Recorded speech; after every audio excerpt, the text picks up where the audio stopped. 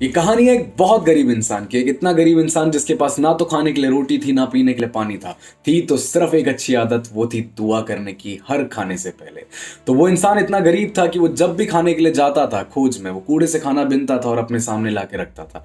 उसकी अच्छी आदत ये थी कि वो जब भी खाना खाने बैठता था वो हाथ जोड़ता था, अपनी आंखें बंद करता था और अपने परमेश्वर को याद करता था, उसको हर खाने के लिए धन्यवाद करता था। पर एक घटना उसके साथ जो रोज होती थी वो ये थी कि जब भी वो खाना खाने के लिए दुआ करने बैठता था और अब जब उसके बाद अपनी आंखें खोलता था, वो देखता था कि आधा खाना उसका गायब हो जाता था।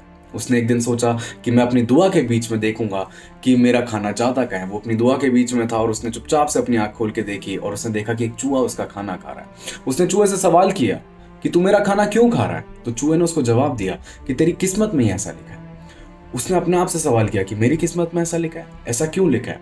तो उसने यही सवाल जब चूहे से किया कि मेरी किस्मत में ऐसा क्यों लिखा है, तो चूहे ने उसको बोला मुझे नहीं पता, लॉर्ड बुद्धा से पूछ, उनको सब पता है।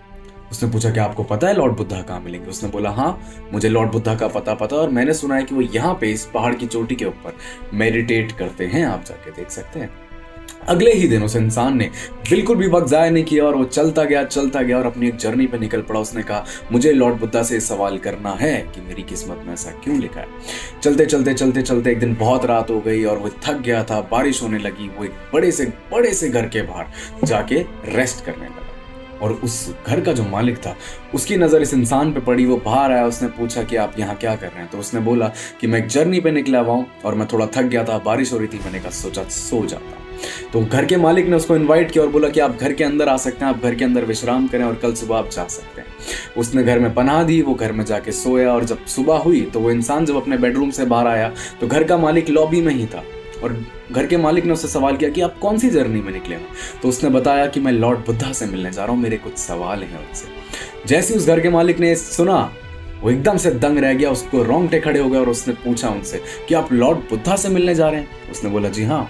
कहते कि हमने आपको रहने के लिए जगह दी, कि आप हमारा भी एक सवाल उनसे करेंगे? उसने कहा बिल्कुल, आपने मुझे रहने के लिए जगह दी है, मैं आपके एक क्या मैं आप पे 2 सवाल कर सकता हूँ। तो उन्होंने कहा हमारा सिर्फ एक ही सवाल है कि हमारी एक बेटी है 16 साल की जो आज तक बोल नहीं पाई, वो कब बोलेगी ये पूछ के उनसे बताओ। उसने कहा ठीक है। जैसे ही हुआ वो घर से बाहर निकला और अपनी जर्नी को वापस से शुरू कर दिया। चलते वो हिमालयाज में आ गया। बड़ी बड़ी ऊंची पहाड़ें देख के डर गया, पर उसने हिम्मत नहीं हारी। उसने कहा मैं चलता जाऊंगा। उसने एक पहाड़ पार करी, 2 पार करी, धीरे धीरे हिम्मत हार रहा था। पर जैसी तीसरी पहाड़ के करीब था उसको एक जादूगर, एक विजर्ड वहां पे मिला, तपस्या कर रहा था। विजर्ड ने उससे पूछा कहाँ जा रहा है? उसने जवाब दिया कि मैं एक जर्नी पे निकला हुआ हूँ और मुझे ये अपनी यात्रा पूरी करनी है। उसने पूछा कहाँ जा रहा है, किससे मिलना? कहता कि मुझे लॉर्ड बुद्धा से मिलना है। जैसे उस जादूगर ने, उस विजर्ड ने ये बात सुनी, वो भी थरथरा गया, उसको भी रोंगटे खड़े हो गए। और जैसे उसने कहा लॉर्ड बुद्धा से मिलना है, क्यों मिलना है? उसने कहा मेरे कुछ सवाल हैं उनसे। उसने कहा मेरा भी सवाल है उनसे, क्या आप मेरे लिए वो सवाल करोगे? कहता कि आप मेरे लिए क्या कर सकते हो? उसने कहा मैं अपनी जादू की छड़ी घुमाऊंगा और तेरे को सारी पहाड़े 1 सेकंड में पार करा दूंगा, बस तुझे बदले में मेरा एक सवाल करना है जिसका जवाब सिर्फ लॉर्ड बुद्धा के पास हो सकता है। उसने कहा ठीक है। तो उसने जल्दी से अपनी छड़ी घुमाई, सारी पहाड़ पार कराई और उसने अपना सवाल किया कि मैं 1000 साल से यहाँ पे तपस्या कर रहा हूँ और मैं स्वर्ग नहीं जा पा रहा, मैं स्वर्ग कब जाऊंगा? ये उनसे पूछ के बताया। उसने कहा जी बिल्कुल, मैं आपका सवाल जरूर करूंगा।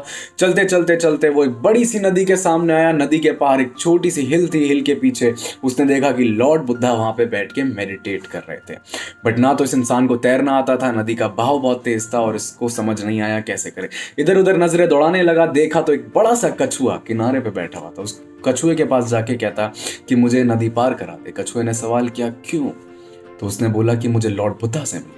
जैसे उसने ऐसा बोला कछुआ भी चौंक गया, उसको भी रोंगटे खड़े हो गए। उसने कहा लॉर्ड बुद्धा से क्यों मिलना है? उसने कहा मेरे कुछ सवाल है उनसे।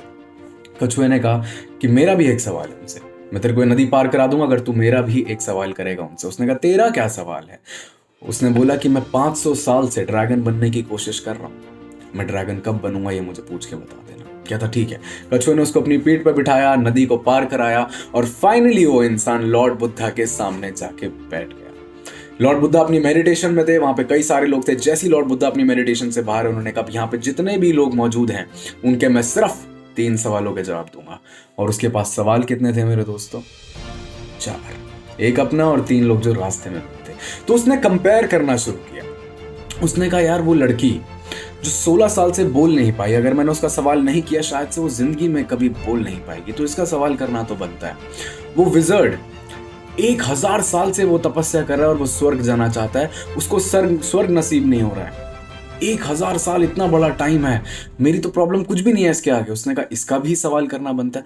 और वो कछुआ, वो बेचारा ऑलरेडी 500 साल का हो चुका है और ना जाने कब उसकी मृत्यु हो जाए, मुझे इसका सवाल तो करना ही पड़ेगा, बस एक बार जिंदगी में उड़ना ही तो चाहता है। जब उसने सब देखा ना, उसको अपनी इतनी सी लगने लगी प्रॉब्लम जो थी।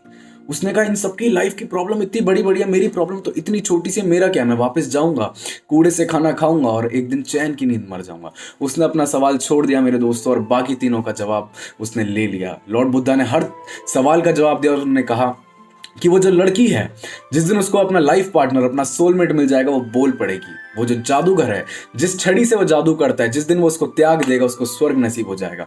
और ये जो कछुआ है, जिस दिन ये अपने कंफर्ट जोन से बाहर आ जाएगा, उस दिन ये ड्रैगन बन जाएगा। इन सवालों का जवाब लेके वो इंसान वापस आया। कछुआ उसका किनारे पे इंतजार कर रहा था, और कछुए ने जैसे ही उसको देखा, वो एक्साइटेड होकर जल्दी से उसने अपनी पीठ पे बिठाया, नदी पार कराई, और नदी पार करा के फुल ऑफ एक्साइटमेंट उसने पूछा कि आपने मेरा सवाल किया क्या? उसने कहा हाँ जी, मैंने आपका सवाल किया। तो कछुए ने उनसे पूछा कि क्या जवाब? उसने कहा यार तू पागल है यार, तेरे को पता नहीं है यार, तू ना अपने कंफर्ट जोन में इतना कंफर्टेबल हो चुका है, एक काम कर, अपने कंफर्ट जोन से बाहर आ जा। उस कछुए ने जैसी बात सुनी, उसने एक सेकंड नहीं लगाया, उसने अपने शेल को तोड़ा, और जैसे ही वो अपने कछुआ शेल से बाहर आया, उसने देखा कि 500 साल में उसके पंख तैयार हो चुके थे। One flap and he started to fly. वो उड़ने लगा, उसकी तमन्ना पूरी हो गई। वो बस अपने कंफर्ट जोन में बंद होकर बैठा हुआ था, इसलिए वो उड़ नहीं पा रहा था। तो ये पहली सीख मेरी दोस्तों, पहली सीख ये है कि कभी भी हमको जिंदगी में कंफर्ट जोन में नहीं रहना चाहिए। हमारे पंख तैयार हो चुके हैं, हम शेल के अंदर, हमें बाहर आना है अगर हमें उड़ना है तो। आगे बढ़ते हैं। जैसे ही वो बाहर आया, उसने देखा कि 500 साल से वो कछुआ जो था वो समुद्र में था। तो प्रीशियस पर्ल्स, जो मोती होते हैं समुद्र के, वो उसके शेल में बहुत सारे इकट्ठे हो चुके थे। तो उस कछुए ने बोला कि ये तो मेरे अब किसी काम के नहीं है, एक काम करिए, तू रख ले। वो इंसान जो रातों रात अमीर बन गया था, जो गरीब था, जो आधा खाना, चूहे का झूठा खाना खाता था, उसको अब एक प्रीशियस पर्ल की दौलत मिल चुकी थी। उसको लेके वो चलते चलते चलते हिमालय की ओर आया। जादूगर उसका इंतजार कर रहा था। जादूगर ने फिर से छड़ी घुमाई, सारी हिमालय पार कराई, और जैसे ही वो वापस आया फुल ऑफ एक्साइटमेंट, उसने भी पूछा कि आपने मेरा सवाल किया क्या? उसने बोला जी हाँ, मैंने आपका भी सवाल किया। तो कहता उन्होंने क्या बोला? उन्होंने कहा यार ये जो तेरी छड़ी है ना यार, ये ठीक नहीं है, ये जिस दिन तू इसको त्याग देगा तुझे स्वर्ग नसीब होगा। उसने बोला तो मैंने इस पर बहुत तपस्या की है, मैंने इस पर बहुत मेहनत की है, मैं इसको त्यागू क्यों? एक काम कर, ये तू रख ले। उसने अपनी छड़ी उसको दी, और एक सेकंड में उसको स्वर्ग नसीब हो गया। अब उस इंसान के पास, जो बहुत गरीब था, प्रीशियस पर्ल्स थे और एक जादूगर की छड़ी थी, एक जादूगर की ताकत। He is one of the most strongest man in the world, the most powerful man in the world.